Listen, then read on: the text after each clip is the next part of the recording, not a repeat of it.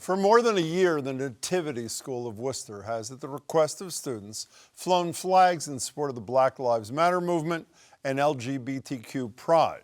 According to the school, they fly to remind our young men, their families, and Nativity Worcester staff that all are welcome here and that they are valued and safe in this place.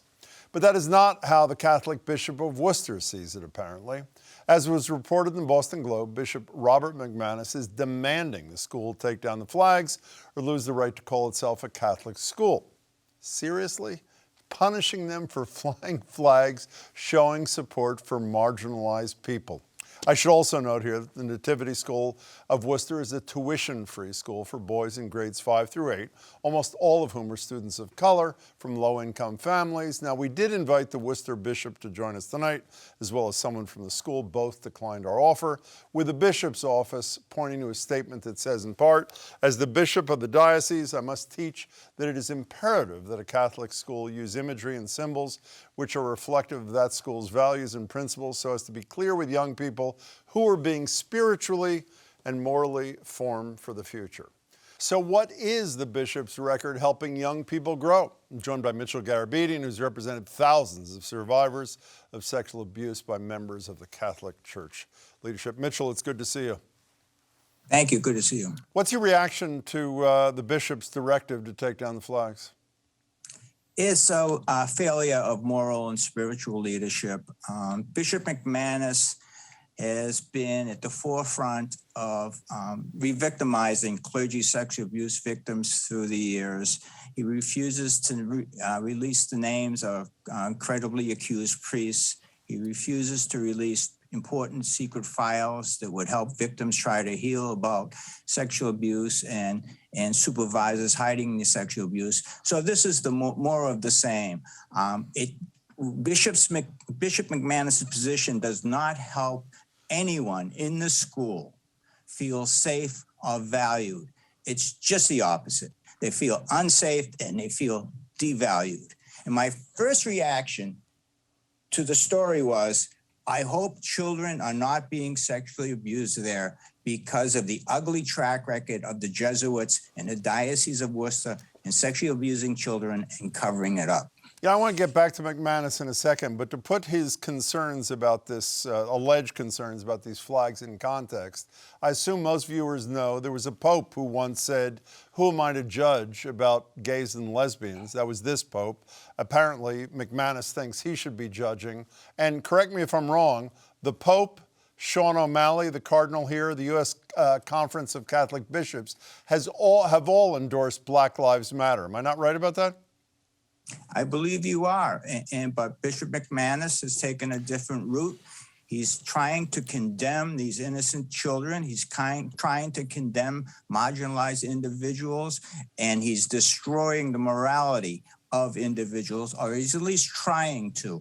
And the individuals should not allow that to happen, considering these sentiments, these opinions are coming from a person who has allowed the wholesale sexual abuse of children for decades and covered it up. You know, when you said he's refused to release the list of credibly accused clergy, and I somewhere in the neighborhood of, 80% of the dioceses have done this, is there ever any top-down pressure on a diocese that decides to be an outlier on something like that, or it's every man for themselves? Jim, it's all smoke and mirrors. It's politics within the Catholic Church. The bishop may say one thing and the Pope could say another, but no one's taking any action. It's all a bunch of words. Apparently, they think society is a bunch of dummies because it's all a bunch of words. It's not followed up by any action. If Pope Francis really meant what he said, he'd be asking Bishop McManus to say the correct things, at least say the correct things. And he's not even doing that. So the Pope can issue his statement and Cardinal O'Malley can issue his statement, but you have Bishop McManus acting a certain way. And as a metropolitan of Massachusetts, Cardinal O'Malley should be instructing Bishop McManus to support those who are marginalized. They're doing just the opposite. By the way, this Bishop McManus, in addition to his behavior on these sexual violence cases, has disparaged transgender people was drunk driving and then left the scene of the accident. So he's got a fairly checkered history. Maybe do a little mirror gazing. Have you heard of this guy, William Riley, who ran the food pantry in the Archdiocese? Yes, he apparently has not been properly supervised either, was allowed to freely take advantage of women who were vulnerable, and he has done it for quite a while. And once again, there's a failure of moral and spiritual leadership within the Catholic Church and within the Diocese of Worcester. You know, I'm almost embarrassed to ask you this question whenever I talk to you. The reason we wanted to talk about this, I should say, is one, to show support for the boys, the young men at the Nativity School and their leadership, which, by the way, was told to take down the flags, and they came down. It's unclear who took them down, and they put them up again the next day, despite what Bishop McManus has said. So credit to that leadership for their courage they're showing. But it seems to me every day is Groundhog Day from your perspective, Mitchell Garabedian. It really doesn't get much better, or maybe it's a whack-a-mole kind of thing. One place gets better, and then a Bishop McManus pops up. It really doesn't get better, Jim. The change is coming from outside of the Catholic Church. The public is being made aware that the Catholic Church is in the business of making money. And if it means children are going to be sexually abused, our groups are going to be marginalized, so be it. The Catholic Church will make money. But the public is being made aware, because of the strength of victims coming forward and the marginalized coming forward, that the children and individuals have to be watched when they're in the care and custody of the Catholic Church or interacting with the Catholic Church. And if I can make one more point. You may. I've been asked whether Bishop McManus will change his position with regard to the marginalized at the school or anywhere. And my belief is follow the money.